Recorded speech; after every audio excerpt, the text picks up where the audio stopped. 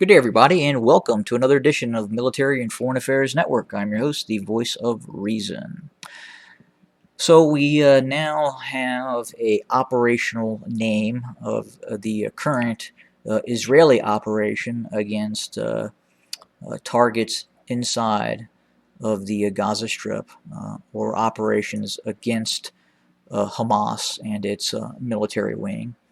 That operation is Operation Guardians of the Wall. I believe that is the current name of it. Now, we are also hearing now that more Israeli ground forces are starting to build up around the Gaza Strip, and we could see a fairly significant ground penetration of the Gaza Strip by the Israeli Defense Forces. And I would assume that would carry a new and defining name in terms of that specific operation. But the tempo of the Israeli Air Force against targets inside of the Gaza Strip continues.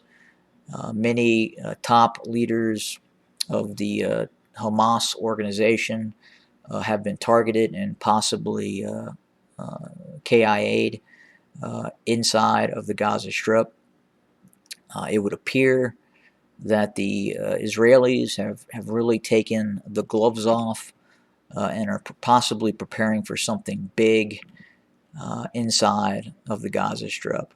And the current operations themselves are fairly significant in terms of the audacity of some of the targets they are going after. When I mean they, the Israeli military, they're using some fairly significant sized ordnance against large apartment buildings, and obviously we're seeing the collapse of some of these buildings because of the size of these weapons that are being used, and they're penetrating below the structure, detonating, and thus causing the complete collapse of the target.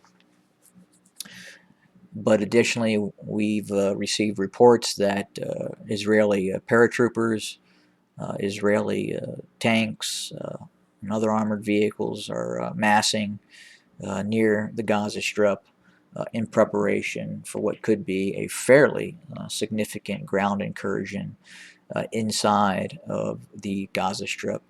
I think in terms of the Israeli General Staff, they have to be asking themselves, what are we going to do about this? We cannot have every few years thousands of rockets raining down on southern Israel.